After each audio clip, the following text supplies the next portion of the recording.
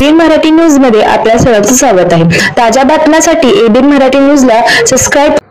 झुंज क्रीडा मागासवर्गीय संस्थेच्या वतीने डॉक्टर बाबासाहेब आंबेडकर यांच्या 134व्या जयंतीनिमित्त 134 किलो लाडू व स्नेहभोजन वाटप। भारतरत्न डॉक्टर बाबासाहेब आंबेडकर यांच्या 134व्या जयंतीनिमित्त झुंज क्रीडा संस्थेचे मार्गदर्शक आमदार राजाभाऊ खरे यांच्या मार्गदर्शनाखाली झुंज क्रीडा मागासवर्गीय बहुउद्देशीय सामाजिक संस्था बाणेगाव व बिपिन भैया चौरे मित्र परिवार यांच्या वतीने उमानगरी मोरारजी पेठ येथे 500 लोकांना मोफत स्नेहभोजन व 134 किलो लाडू वाटप करण्यात आले।